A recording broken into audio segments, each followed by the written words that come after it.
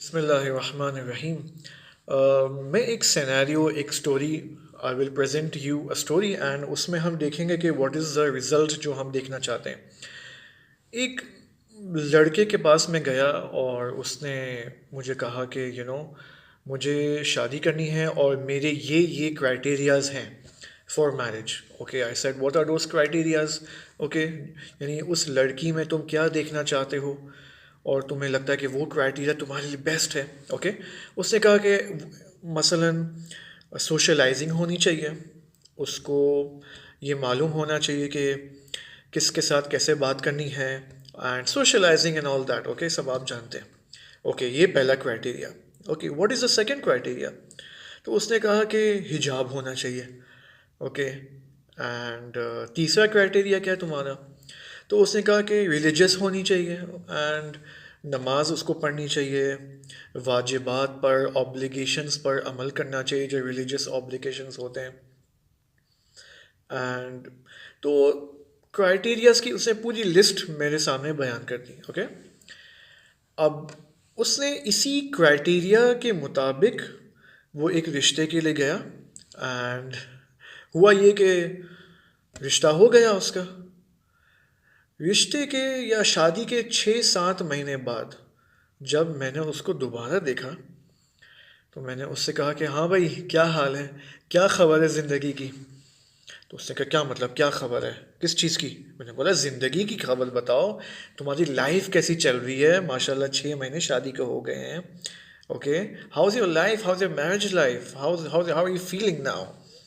तो उसने कहा कि नहीं, जैसा मैंने सोचा था वैसे नहीं था। तो मैंने कहा कि क्या मतलब है? तुमने तो कहा था ना तुम्हें तो बाहिजाब लड़की चाहिए, क्या वो बाहिजाब नहीं थी? कहा नहीं। अच्छा, तुमने तो कहा था सोशलाइजिंग होनी चाहिए, तो क्या वो सोशलाइजिंग नहीं थी? उसने कहा नहीं, सोशलाइजिंग नहीं थी।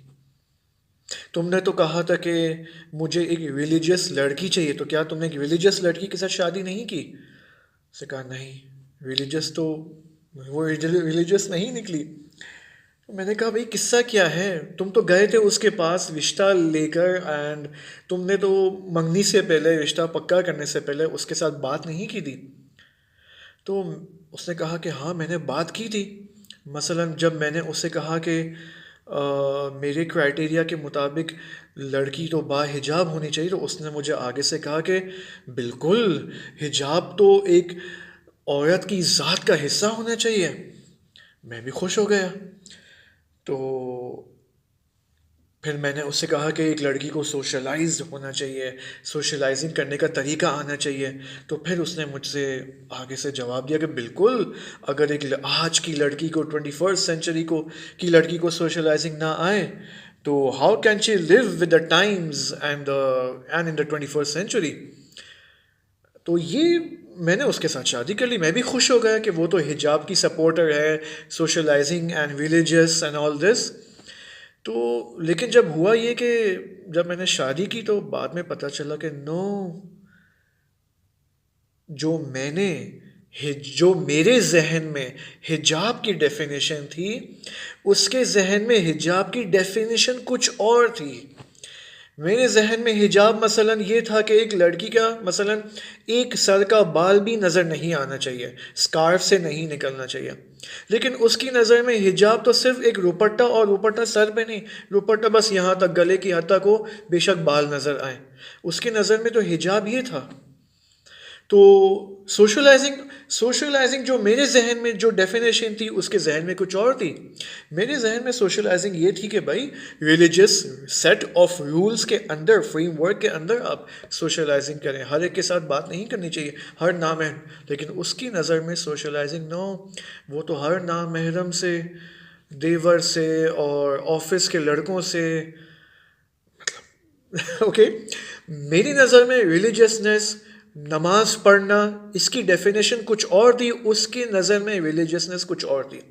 मेरी नज़र में नमाज अव्वल वक्त जैसे अजान व नमाज, लेकिन उसकी नज़र में नो, वो तो जोहर और असर की नमाज तो मगरिब से 2 घंटे पहले या 1 घंटा पहले पढ़ती है। तो देखें, मैं आप सबको ये कहना चाह रहा हूँ, स्पेशली न्यू कपल्स को, या जो शादी करने की प्लानिंग कर रहे हैं, आप ये मत सोचें कि अगर आपने कह दिया कि मेरी नज़र में एक लड़की को रिलीजियस होना चाहिए, तो उसकी नज़र में भी, उस लड़की के नज़र में भी रिलीजियसनेस की डेफिनेशन वो ही होगी जो आपके जहन में। No, it's not necessary. हिजाब मुमकिन है आपकी नज़र में डेफिनेशन कुछ और हो, उसकी नज़र में कुछ और हो। तो जब एक लड़का और एक लड़की शादी से पहले एक कमरे में बात करते हैं, तो यहाँ पर you have to ask in detail. मसलन अगर आपका ये क्राइटेरिया है कि सोशलाइजिंग होना चाहिए, तो आपको यहाँ पर क्लियरली डिफाइन करना पड़ेगा socialising, what do I mean by socialising.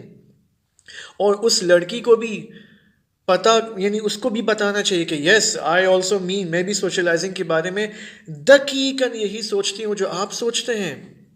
Okay, तो शादी से पहले जब, या मंगनी से पहले जब बात होती है, तो यहाँ पर क्लियरली जुज़इयात के साथ डिटेल में बात करना ज़रूरी है, ताकि क्राइटेरियाज पता चले कि आपका वाकई क्राइटेरिया वो है जो उसका क्राइटेरिया है, उसका वाकई क्राइटेरिया वो है, उसकी डेफिनेशंस वही हैं मुख्तलिफ़ चीज़ों के बारे में जो आपके जहन में वो डेफिनेशंस हैं।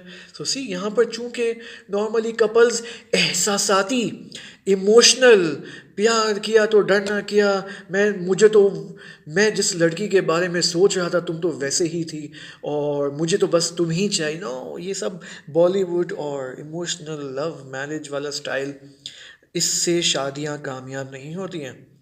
You have to be practical, ground reality के मुताबिक आपको अपनी पूरी ज़िंदगी का फ्यूचर है आपका, सिर्फ आपका फ्यूचर नहीं है, एक नस्ल, एक जनरेशन का फ्यूचर है। So you have to stop thinking emotionally. Okay, अलबत्ता इमोशनली थिंकिंग ये भी सही नहीं है। इमोशनली फैसला करना छोड़ें और ग्राउंड रियलिटी के मुताबिक क्राइटेरिया सेट करें। ओके, आपका क्या क्राइटेरिया है? ओके, यानी आप पहले खुद, if you have seen my first 2 videos, तो उसमें मैंने कहा था पहले आप अपने आप को पहचानें। आप ये देखें कि मैं अपनी लाइफ और फ्यूचर लाइफ के लिए क्या क्राइटेरियाज सेट कर रहा हूँ। एक लड़का ये सोचे, लड़की भी इसी तरह सोचे। एंड देन ये जो मेरी जो अपनी सेल्फ रिकग्निशन है, इस सेल्फ रिकग्निशन के मुताबिक मैं एक लड़की की तलाश में जाऊं, शादी की तलाश में जाऊं, तब जाके मुझे शायद शादी में कामयाबी हासिल हो। इंशाल्लाह हम इसके बारे में और बात करेंगे। अगर आपको कोई ऐसा पॉइंट, ऐसा नुक्ता लगता है कि you think I have to talk about that, तो आप हतमन कमेंट्स बॉक्स में अपना कमेंट ज़रूर डालिए, और इंशाल्लाह we will meet in the future very soon. या अली, खुदा हाफिज़।